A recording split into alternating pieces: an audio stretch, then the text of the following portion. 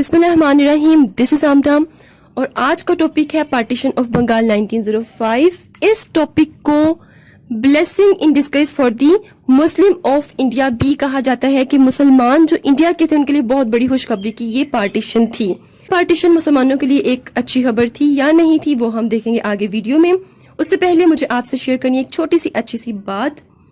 बहुत से लोग ऐसे होते हैं जो कि अपनी कामयाबी अपने नॉलेज को दूसरों तक शेयर नहीं करते हैं। इस बात पर यकीन रखें कि जब आप लोगों के लिए आसानियां पैदा करना शुरू करते हैं तो अल्लाह ताला आपकी जिंदगी बहुत आसान कर देते हैं। खुले दिल के साथ अपना नॉलेज सबके साथ शेयर करें और आप देखिएगा कि जिंदगी में कोई ऐसा पॉइंट लाजमी आएगा कि जब आपको लगेगा कि हाँ यहाँ पे मुझे वो सिला मिला है। टुडे हम अपने टॉपिक पे आते हैं। Today we will discuss about partition of Bengal 1905। आज का लेक्चर बहुत इंटरेस्टिंग है, आपको बहुत मजा आने वाला है।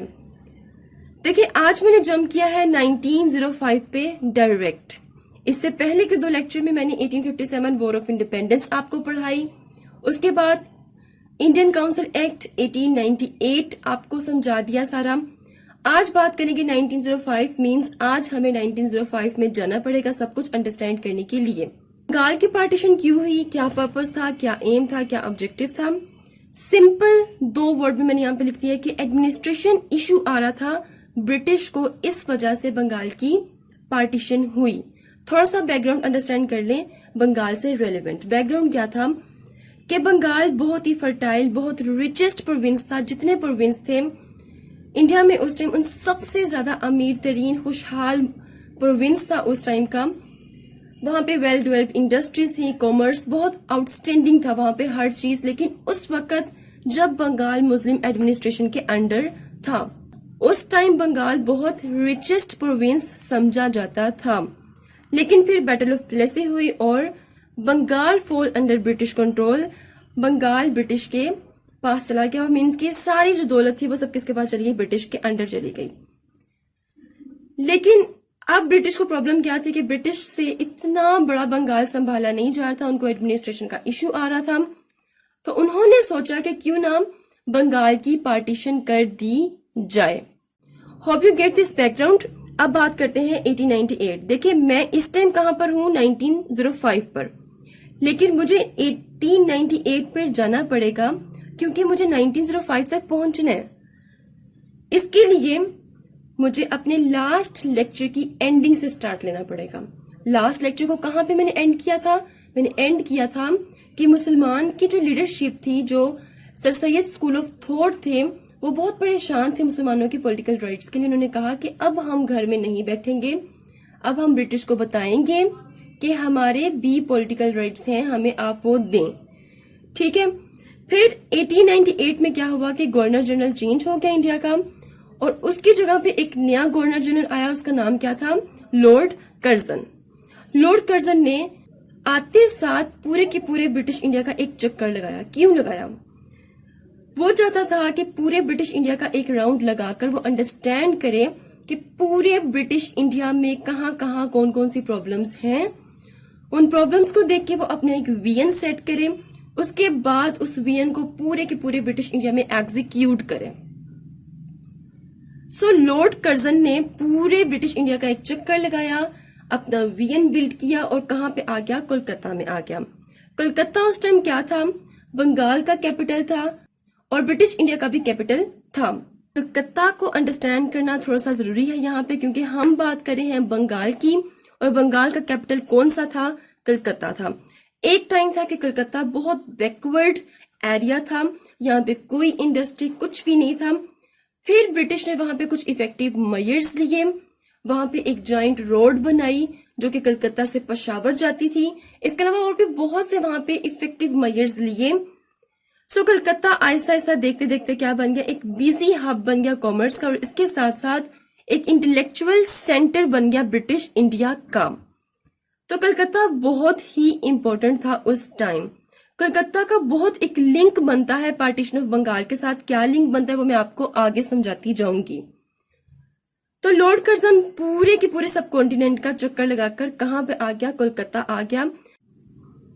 लॉर्ड कर्जन ने पूरे ब्रिटिश इंडिया का राउंड लगाने के बाद जो दो मेन प्रॉब्लम देखी उनमें से एक बहुत बड़ी प्रॉब्लम थी और वो एक प्रॉब्लम थी एडमिनिस्ट्रेशन इश्यू। उसने देखा कि प्रोविंसेस इतने बड़े बड़े हैं कि वहां पर एडमिनिस्ट्रेशन सही तरह से नहीं हो रही। दूसरा उसने कहा कि 1880s में जो एक कहत आया था ब्रिटिश इंडिया में कि कहीं ऐसा ना हो कि फिर से वीक एडमिनिस्ट्रेशन की वजह से हमें ह्यूमन लॉस का सामना करना पड़े, फिर से कहत आ जाए। तो उसने सोचा कि ऐसा किया जाए कि पंजाब और बंगाल को डिवाइड कर दिया जाए, क्योंकि ये जियोग्राफिकली बहुत ही बड़े थे। तो उसने कहा कि इनको डिवाइड करें ताकि अच्छी सी एडमिनिस्ट्रेशन हो। तो ये याद रहे कि लॉर्ड कर्जन का जो पर्पस था वो क्या था कि इफेक्टिव एडमिनिस्ट्रेशन। और इफेक्टिव एडमिनिस्ट्रेशन के पीछे क्या रूल था कि ब्रिटिश ही कंट्रोल रखें पूरे के पूरे ब्रिटिश इंडिया में। लेकिन यहाँ पे एक प्रॉब्लम आ रही थी, गवर्नर जनरल खुद से कोई फैसला नहीं ले पा रहा था। लास्ट लेक्चर में आपको क्लियरली ये समझा चुकी हूँ कि ब्रिटिश इंडिया का जो वाइसरॉय या फिर जो गवर्नर जनरल होता है उसके पास डिसीजन मेकिंग की पावर या अथॉरिटी नहीं होती है। डिसीजन मेकिंग की अथॉरिटी किसके पास होती है? ब्रिटिश पार्लियामेंट के पास। तो इस टाइम जो गवर्नर जनरल था वो था लॉर्ड कर्जन। लॉर्ड कर्जन ने अपनी ये demand secretary of state for Indian affairs तक पहुंचाई। इसने आगे ये डिमांड ब्रिटिश पार्लियामेंट तक पहुंचा दी। टाइम गुजरने के साथ साथ लॉर्ड कर्जन ने secretary of state plus British parliament को कन्विंस कर लिया और ये डिसाइड हो गया कि भाई 2 मजीद नए प्रोविंस बनेंगे। तो 2 नए प्रोविंस बन गए। वो कौन कौन से प्रोविंस है? NWFP और आसाम। ये बात याद रहे कि अभी तक बंगाल की डिवीजन नहीं हुई है। तो 2 नए प्रोविंस बन गए।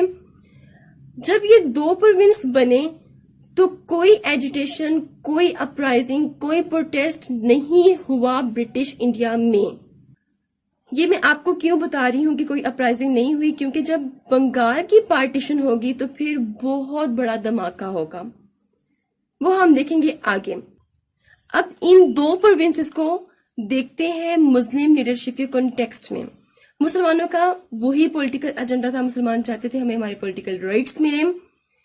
अब मुसलमानों के पास NWFP तो आ गया था, लेकिन यहाँ पे इन 2 प्रोविंसेस में इलेक्शंस नहीं हो रहे थे और मुसलमानों की डिमांड यही थी कि लेजिस्लेटिव काउंसिल में मुसलमानों को आगे आने दिया जाए। अब यहाँ पे इलेक्शंस नहीं हो रहे, तो यहाँ पर तो इलेक्शन स्टार्ट ही 1937 के बाद हुए हैं, तो मुसलमानों की प्रॉब्लम तो वहीं की वहीं थी। लेकिन खैर ये तो हो गया था कि लॉर्ड कर्जन ने 2 प्रोविंस बना दिए थे। तो लॉर्ड कर्जन ने 1901 से 1905 तक अपना एक विजन बनाया, देन 1945 तक इसको एग्जीक्यूट किया।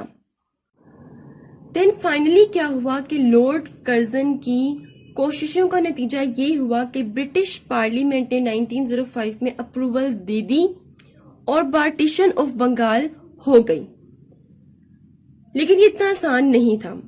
लॉर्ड कर्जन ने ब्रिटिश पार्लियामेंट को कन्विंस किया कि बंगाल में एडमिनिस्ट्रेशन इशू आ रहा है, नहीं सही तरह से चीजें सारी मैनेज हो रही, तो इसलिए जरूरी है। प्लस लॉर्ड कर्जन ने देखा कि पंजाब और सिंध में वाटर डिस्प्यूट भी आ रहा है। याद रहे यहाँ पर कि जो सिंध है वो इस टाइम सूबा नहीं है, पंजाब इस टाइम सूबा था, ठीक है। तो पंजाब और सिंध में उसने कहा कि वाटर डिस्प्यूट आ रहा है और लॉर्ड कर्जन ने ही 1945 में बहुत बड़ा इन दोनों में एग्रीमेंट करवाया, जिसके थ्रू 33% वाटर सिंध के हिस्से में आया। अगेन इसने बात की कि ह्यूमन लॉस हो सकता है कि अगर एडमिनिस्ट्रेशन अच्छी ना हो, इफेक्टिव ना हो, कहत आ सकता है, अगेन ह्यूमन लॉस को फेस करना पड़ेगा। तो इस तरह ये कामयाब हो गया ब्रिटिश पार्लियामेंट को कन्विंस करने में। और then finally partition of Bengal done into east Bengal and west Bengal. Bengal divide कर दिया गया ईस्ट बंगाल में और वेस्ट बंगाल में। ईस्ट बंगाल में मुसलमानों की मेजोरिटी थी। बंगाल बहुत बड़ा था, यहाँ पे पहले भी इलेक्शंस होते रहे थे, यहाँ पे अब भी इलेक्शन होंगे पार्टीशन के बाद। हर प्रोविंस की अपनी एक अलग से ब्रिटिश एडमिनिस्ट्रेशन थी, हर प्रोविंस का अपना गवर्नर जनरल था, हर प्रोविंस की अपनी काउंसिल थी। इस काउंसिल में executive council and legislative council दोनों आ जाएंगी और हर प्रोविंस के अपने नॉमिनेटेड इलेक्शंस होते थे। अब ये सब चीजें ईस्ट बंगाल और वेस्ट बंगाल में भी होंगी। क्लियर हो गया? अच्छा, अब ये सब चीजें कौन देख रहा था? 2 पार्टीज देख रही थी।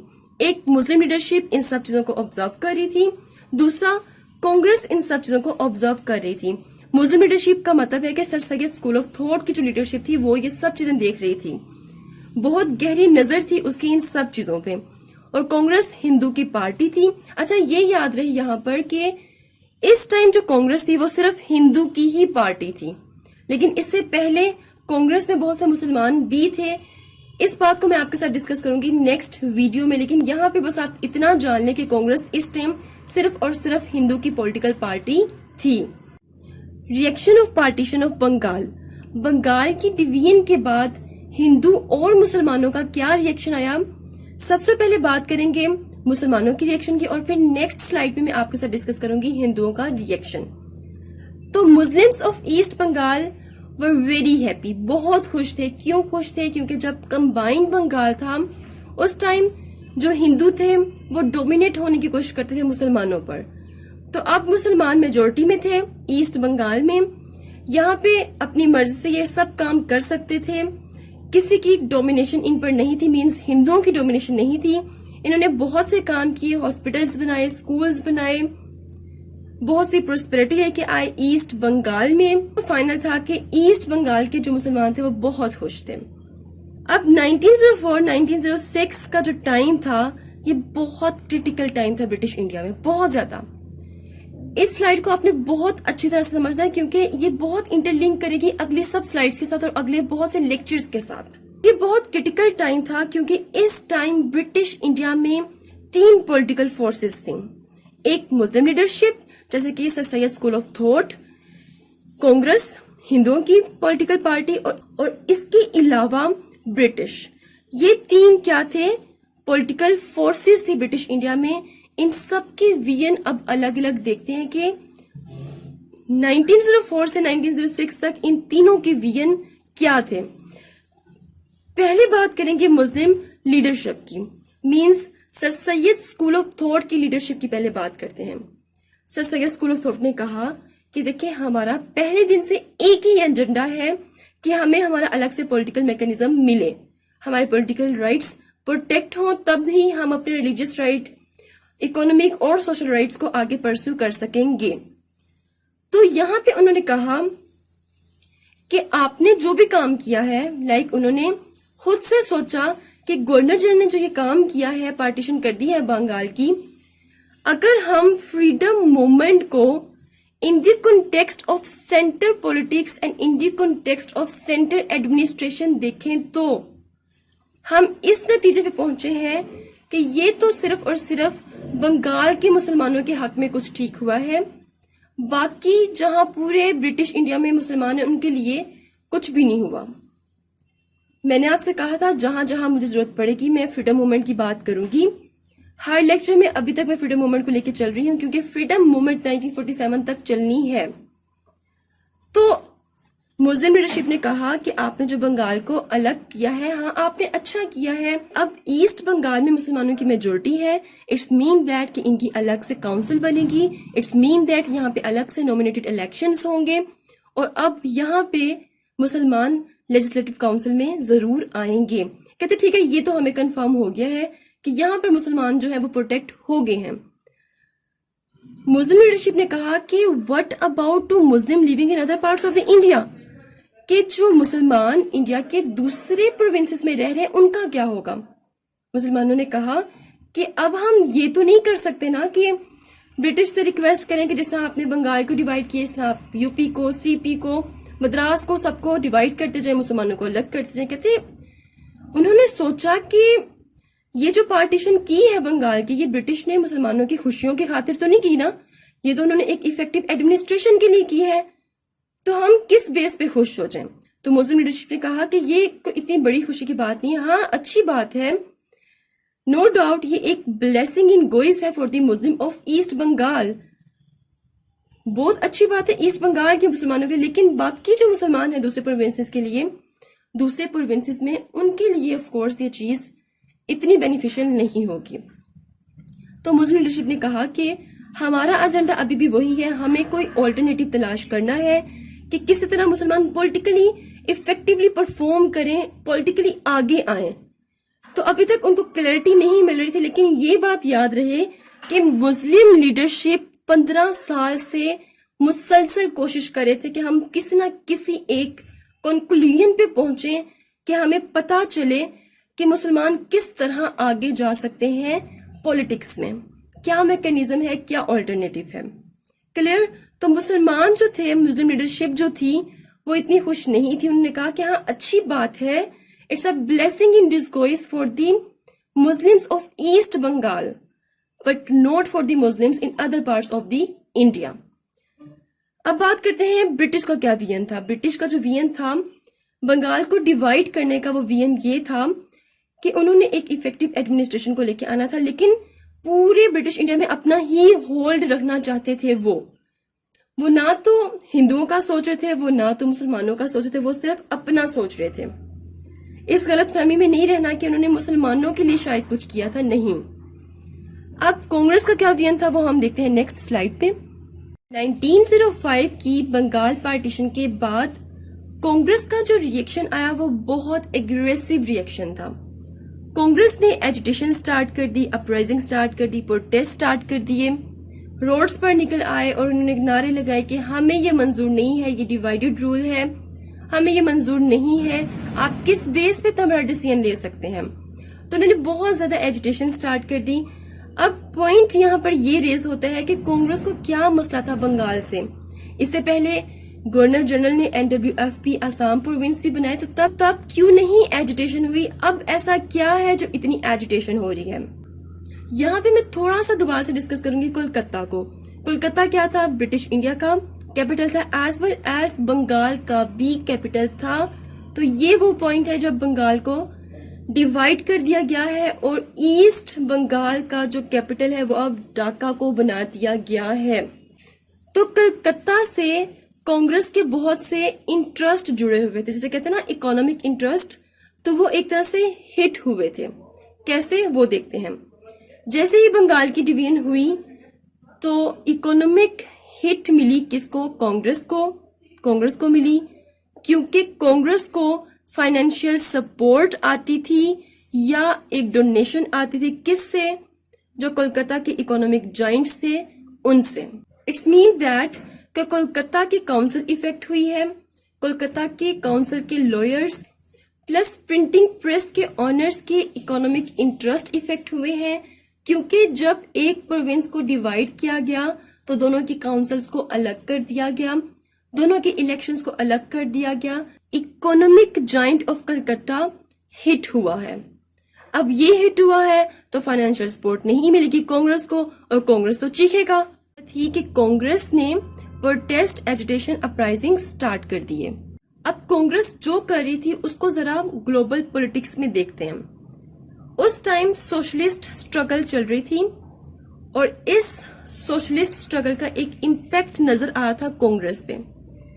यही वजह थी कि उसने इतनी एजिटेशन स्टार्ट कर दी और समझा ये जाता है कि ये जो कांग्रेस ने एजिटेशन की ये एक तरह से थ्रेट था ब्रिटिश इंपीरियलिज्म को, लेकिन ऐसा कुछ भी नहीं है। हाँ, ब्रिटिश ने कांग्रेस की इस एजिटेशन के बाद बहुत बड़ा स्टेप लिया, लेकिन ऐसा नहीं था कि जो ब्रिटिश थे वो बहुत ज्यादा डर गए थे, घबरा गए थे, भाग गए थे, ऐसा कुछ भी नहीं हुआ था। कांग्रेस को दो तरह के मसले थे इस पार्टीशन से। एक मसला ये था कि उसको इकोनॉमिक हिट हुआ, जो मैंने आपको ऑलरेडी समझा दिया है। दूसरा मसला उसको अपनी एग्जिस्टेंस का था। किस किस्म की एग्जिस्टेंस, मतलब कांग्रेस को ये लग रहा था कि कहीं ऐसा ना हो कि हमारे मुकाबले में मुसलमानों की एक पार्टी आकर खड़ी हो जाए हमारे मुकाबले में। ये भी मैं आपको बताती जाऊं कि उस time all India Muslim league नहीं बनी थी, क्योंकि कांग्रेस 1885 में बन चुकी थी और ऑल इंडिया मुस्लिम लीग 1906 में बनी थी। और हम इस टाइम कहाँ पे, हम 1906 में ही हैं। लेकिन दिसंबर 1906 में ऑल इंडिया मुस्लिम लीग बनी थी। इस टाइम पंजाब और बंगाल में मुस्लिम लीग छोटे लेवल पे, सेंट्रल लेवल पे नहीं, छोटे लेवल पे अपना अपना काम करना शुरू हो गई थी और कांग्रेस ये बात जानता था।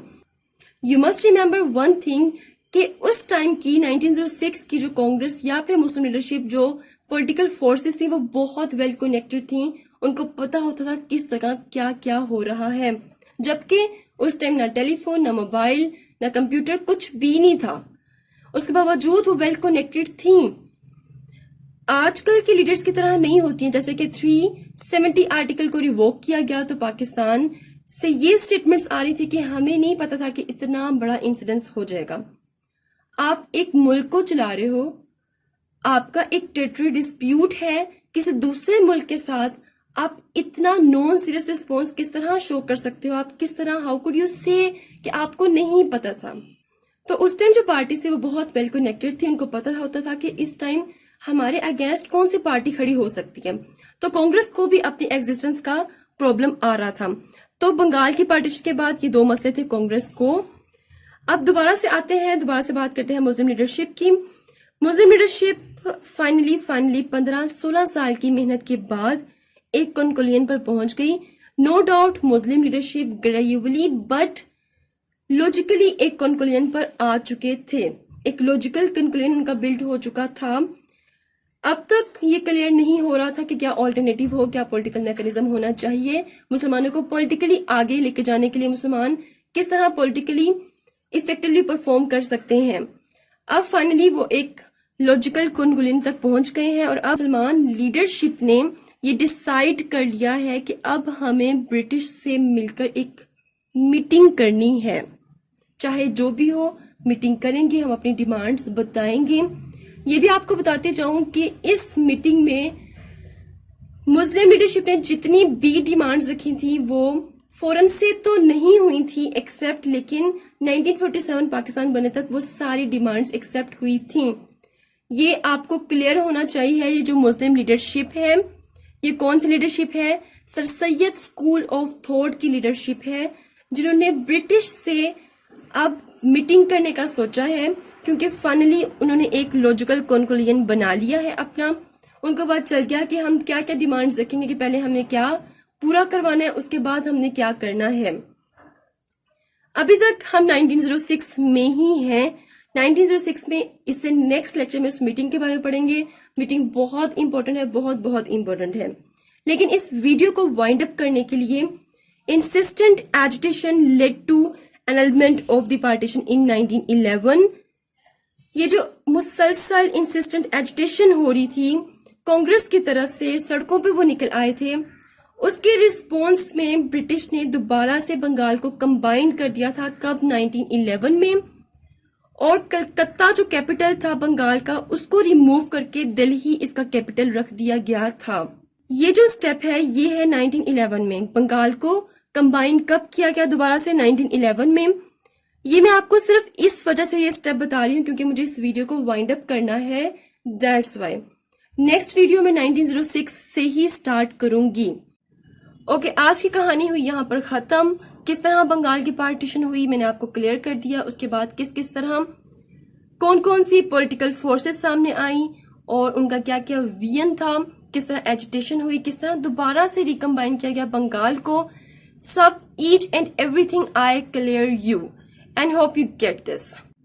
अब बात करते हैं आपके कमेंट्स की। कमेंट्स में स्टूडेंट्स मुझसे बार बार पूछ रहे हैं कि ऑप्शनल सब्जेक्ट को सिलेक्ट करने में प्रॉब्लम आ रही है, स्टार्ट कहाँ से लेना है सीएसएस का, कुछ समझने लग रही है, तो आपसे पर्सनली कॉन्टेक्ट करना है। पर्सनली कॉन्टेक्ट के लिए इस वीडियो के डिस्क्रिप्शन में जाएं, वहां पे मैंने अपना इंस्टाग्राम के पेज का लिंक पेस्ट कर दिया है। वहां से आप लिंक कॉपी करें, फॉलो करें और मुझे इनबॉक्स करके कोई भी बात आपने पूछनी हो आप पूछ सकते हैं। Beside this, if you have any question, do write in comment section below and hit the like and subscribe button if you haven't yet। मिलते हैं नेक्स्ट हॉट इशू के साथ। Until then मुझे अपनी दुआ में याद रखिए। Stay tuned and Allah Hafiz.